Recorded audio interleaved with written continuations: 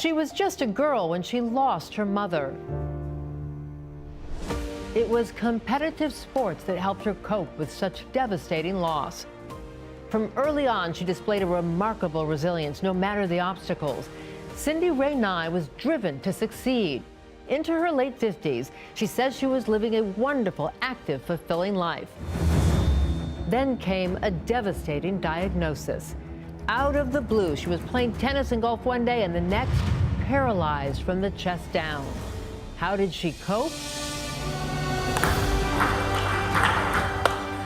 By turning again to competitive sports, competing throughout Europe and the Americas in wheelchair tennis and table tennis, ranked second in her age group in the U.S. And at 77 years young, she now has her heart set on the LA Paralympic Games. The amazing Dr. Cindy Ranii. She is today's LA Story. Hello, everyone, and welcome to a very special edition of LA Stories. I'm Giselle Fernandez, and we are here with the unstoppable Dr. Cindy Ranii. And I can't tell you how happy I am to meet you and sit with you and share your story. Well, thank you. It's an honor to meet you. Well, me too, because I look for stories of genuine inspiration and remarkable human resiliency, and yours is it. And I think I want to start there. Where did you get that mindset of, I'm going to beat every odd, I'm going to have a life no matter what? Oh, I think it goes back to my early childhood. There was just no option to quit, no option to give up. I was raised with 5 siblings, and our mother died when we were very young. I think it was just from that early experience that I knew that you get up and go and you do what you have to do. You grew up in Fullerton. Correct. It wasn't easy, but you said all was not as it appeared, that you had a really tough childhood. We had a great facade, yes, particularly before my mother died. I think she took great pride in our looking perfect. When we were out in public, we were the hall kids, and we had to uphold that image. Your mom had a drinking problem. You've been very open about this, so much so that your dad at one point said, you got to go to a sanitarium. As a compromise, you went to your grandmother's house just to see if she could dry out and, you know, change her situation. Tell me about that day and how it impacted you. Well, that was a moment that's been with me forever, of course. That was 67 years ago. And it's a very clear feeling still. As I woke up and I touched my mom, we called her Moo. Moo. And I knew the instant I touched her skin that she was dead. You knew? I knew. I was 10 years old. I shook her a little bit. Moo. And there was no response. So I got up out of bed and I said, Grampy, something's wrong with Moo. After that, it was pretty chaotic. You were told it was a heart attack? Yes. But it wasn't? No, it wasn't. She died of cirrhosis of the liver. From alcoholism? Right. You weren't allowed to grieve openly. It was as if it never happened. How did that impact you, a young girl who didn't have an opportunity to grieve or even talk about that huge loss? I mean, it's a deep question. How did it affect me? Still working that out at this age. But it was like you had something hidden. There was sort of shame to it. And that's when you all turned to sports. I understand you played every sport. Was that your escape? It was a big help. Playing basketball, football, badminton, tennis, ping pong. I think it was a very helpful thing for us personally to have as an outlet. Yeah, and I read that you played tennis in college. You competed while earning your BA at UC Berkeley, your master's at U of Penn, your doctorate from USC. Clearly driven to succeed. Right. Yes? It was built into us, I think. From early on, I remember more my dad than my mom in this regard, but he always expected the best of us. Big influence in your life? Oh, enormous, yeah. You were expected to do well, but show good sportsmanship. You would end up traveling the world. You got married, joined the Peace Corps. You spent time in Iran and in India, and you learned Farsi and Hindi.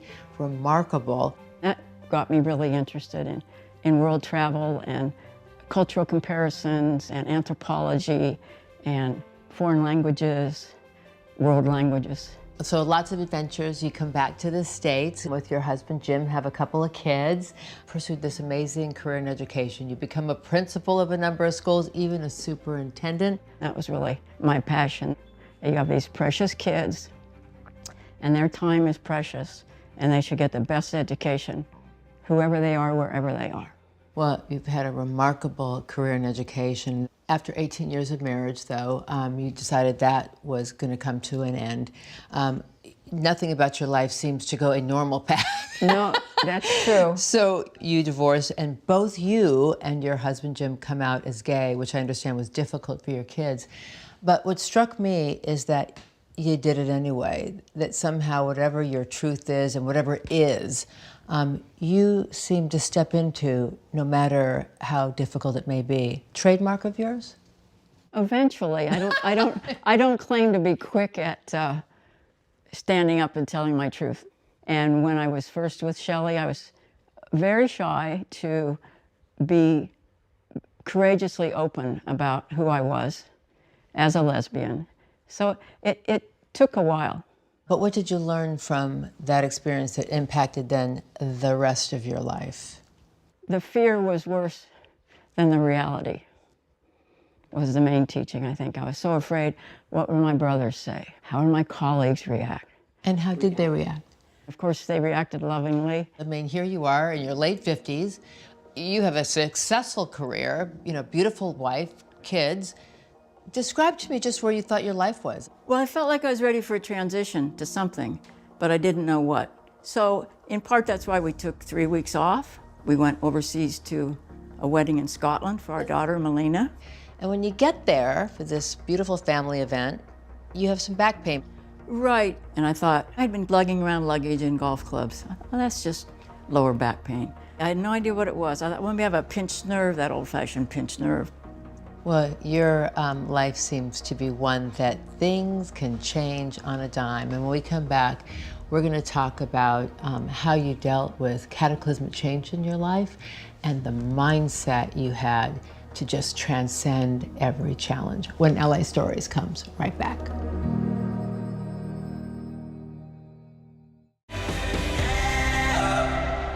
Welcome back to LA Stories, everyone. I'm here with the unstoppable Dr. Cindy Ranii. So you have this incredible career in education. You're enjoying your tennis and your golf and everything. Describe your life at that time and where you thought you were and going. Well, I'd been a superintendent for 8, going on 9 years, sort of at the pinnacle of my career, was in great health. Our daughter, Melina, had just been married. We'd gone to Scotland for her destination wedding, did some golfing. And when I came back, I realized I had some back pain the morning after that we were first home. So I did some yoga, went to work, and the back pain didn't go away. Went to the doctor, and she gave me some pain medication and some steroid prescription. So I picked up the prescription, drove home. And the doctor had said, pardon the detail here, but she said, you take these medications, and if you have any bladder or bowel mishap, get yourself to the ER right away. I said, well, that's unlikely. So about a half hour after that, my bladder gave out, and she said, get to the ER right away. And when you got there, they looked at every possible thing. And then eventually it came back with transverse myelitis. Right, transverse myelitis. This inflammation of the spinal cord. Exactly. How out of the blue? Totally out of the blue. I was looking for a new transition, but that was not what I was expecting. I thought something new was going to happen in my life, but maybe something of my own choosing. This was certainly not of my own choosing. You were just playing tennis and golf, and the next day now you found yourself paralyzed from the chest down? Right, yeah, no feeling or movement from here down. At first I thought it might be somewhat reversible. Some patients who have transverse myelitis regain some movement or feeling. Some regain almost all their movement and feeling. And about a third of such patients have no improvement, and that's the third I was in. Do they know what causes it? No, They don't know what causes it. There's no cure for it. There's really no treatment for it. No, it's being studied, of course, but not a lot of progress yet. This is a rare neurological order. How rare? Right. 1 in 4 million, I think they say.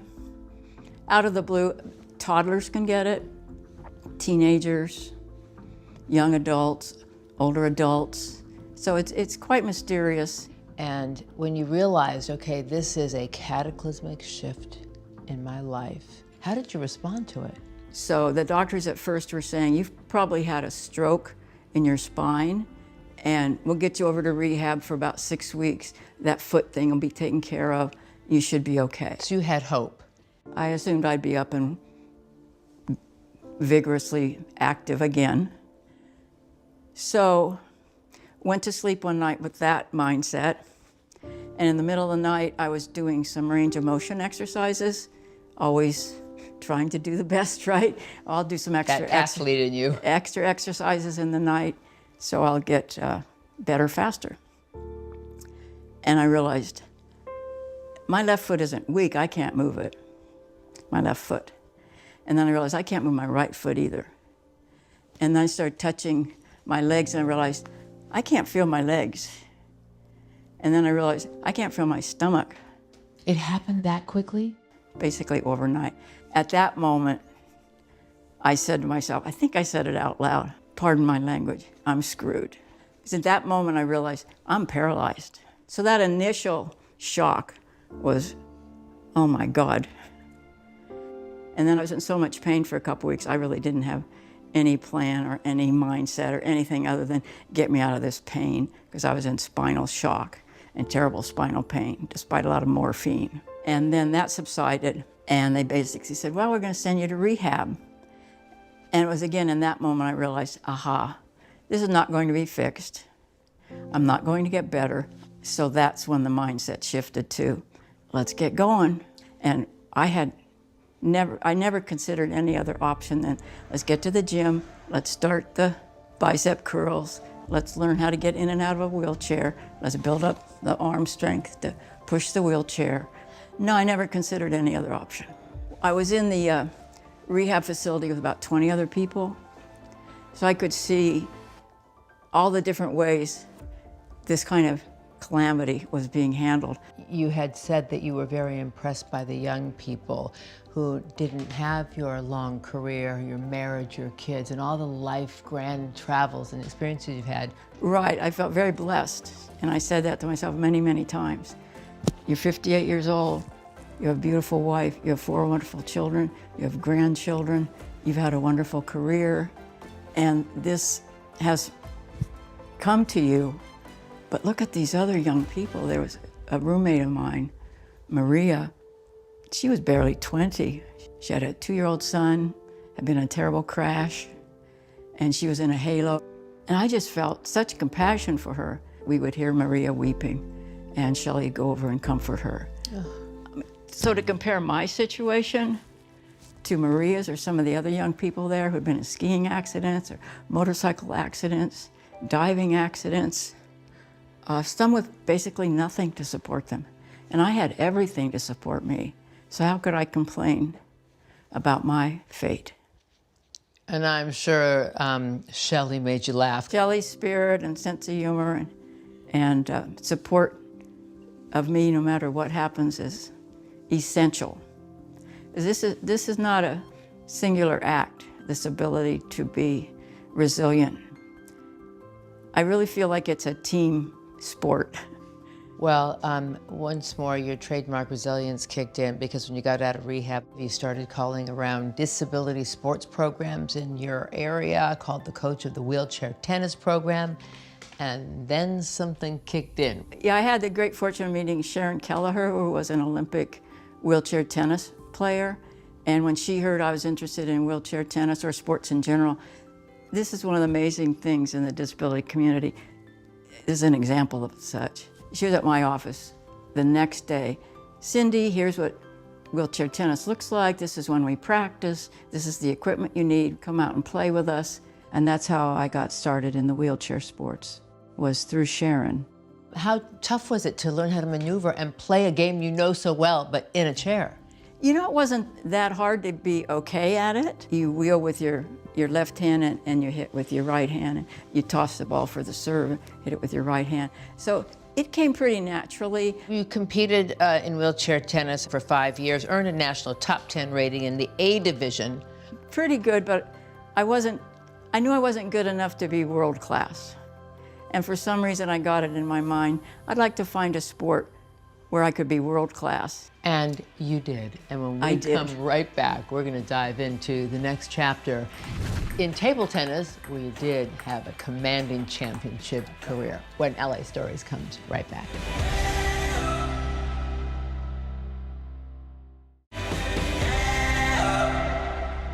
Welcome back to LA Stories, everyone. We're here with the remarkable Dr. Cindy Ranii. Talk to me about your rankings, because you traveled the world playing table tennis and you've done really well. Top 25 in the world in my category 3. We're ranked by disabilities. And so within my class, yes, top 25. And top 4 in the US? Yes. How does that feel? It's a great accomplishment. I'm very proud of it. And it's obviously not done. You really want to go to the Paralympic Games in 2028 here in Los Angeles, and you are determined to do so. What are your chances, and what do you have to do to get there? Those are good questions. Because you will be 81 years old. I'll be 81. If I were to win a medal, long shot, but why not try? I'd be the oldest Olympic medal winner. So that's a great goal. I'd like to be #1 in my age group for table tennis women. I've come as close as silver medal nationally in my age group, and that's playing against able-bodied players. Wow. My goal is to get a gold medal nationally in my age group. Another goal is to finally make it to the Paralympics. I've made it to the Pan Am Games a couple of times, which is all of North and South America games. But I've never made it to a Paralympics. But I'd really like to make it to LA 28. It literally seems that age is just a number. It doesn't pose any limitations for you, at least in your mindset. Yeah, it doesn't. I'm 77 now, but I have no idea what 77 is. I guess I feel a lot younger than that, and it certainly doesn't feel like a barrier. It's sort of exciting, like to excel at this age. And when I go to table tennis tournaments with the able-bodied players, very rarely do they assume I'm there to play. They assume I'm there to watch one of the grandkids. And what do you think your superpower is when you're playing? Like, what are you really good at that's your competitive edge? Maybe concentration. I'm not the best physically. I'm not the best technically, but I'm hard to outbeat up here, I think. Why do you think that is? Just had to be tenacious and mentally tough since the time I was little. To go back to where we started, from the time I was little, I've had to be tough, tenacious, competent, confident. Do you think having an athletic mindset from early on helped you just kind of go after life in the way you have? Absolutely. The mental discipline, the tenacity to work in the rehab gym, to get up every morning and do it.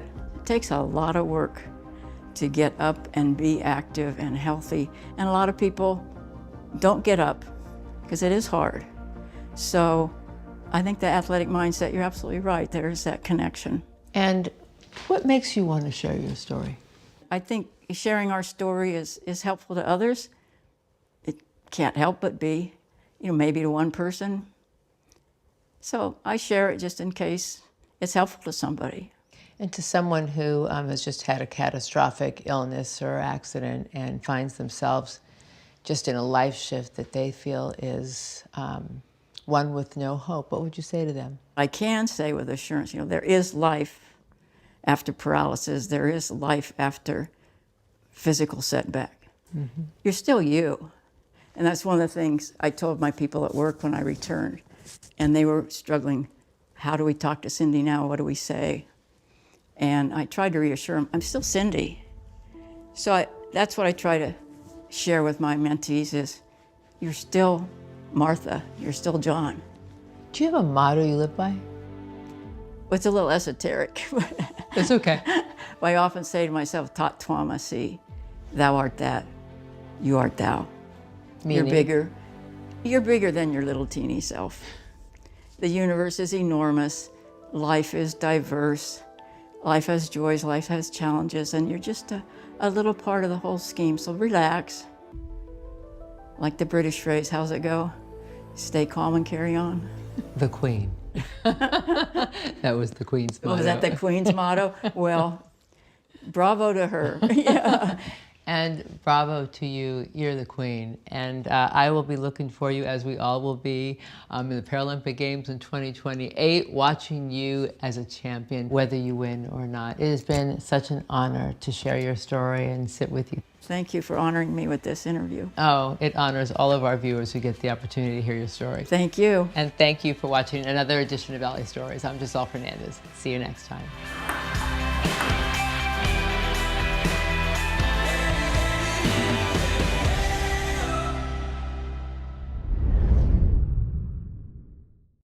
Thank you for watching our YouTube channel. For more stories in your communities, click the subscribe button right here. You can also download our app or watch us on TV for the latest information, balanced coverage, weather updates every 10 minutes, and more. We'll see you then.